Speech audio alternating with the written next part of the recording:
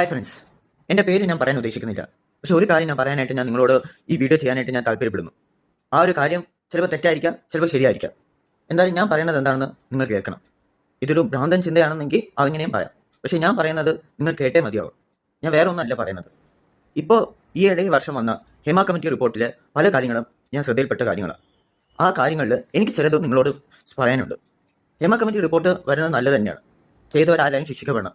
പക്ഷേ ഈ പറയുന്ന പോലെ സെക്സ് ചെയ്തെന്നും അല്ലെങ്കിൽ അവരെ നിർബന്ധിച്ച് ചെയ്തെന്നൊക്കെ പറയുന്നത് എനിക്ക് ഒട്ടും വിശ്വസിക്കാൻ തോന്നുന്നില്ല. അങ്ങനെയാണെങ്കിൽ ഇതിന് പ്രേരിപ്പിച്ച ഒരു വ്യക്തികളുണ്ടല്ലോ, അവരെയും കൂടി ഉൾപ്പെടുത്തണ്ടേ? എപ്പോഴും ആണിനെ മാത്രം എന്തിനാണ് കുറ്റം പറയുന്നത്? പെണ്ണിനും ഇതിൽ പങ്കുണ്ടെന്ന് നേരത്തെ തന്നെ ഇതിൽ കൊടുത്തിട്ടുണ്ട്. എന്നിട്ട് അവരെ ഒഴിവാക്കി ആണുങ്ങളെ കുറ്റവാളികളാക്കി ചിത്രീകരിക്കാനാണ് ഇവർ ശ്രമിക്കുന്നത്. ഇത് ഒരിക്കലും നല്ല കാര്യമല്ല. എന്തായാലും ഇപ്പോൾ ഒരു ചുക്കും നടക്കില്ലെന്ന് പറഞ്ഞ കുറേ പേര് നടക്കുന്നുണ്ട്. ഒരു MLA പോലും ഇതിനെതിരെ രംഗത്ത് വന്നിട്ടുണ്ട്. എന്തൊക്കെ പറഞ്ഞാലും ഇത് നടക്കുക തന്നെ ചെയ്യും. പക്ഷെ കുറ്റക്കാരും ശിക്ഷിക്കപ്പെടില്ല.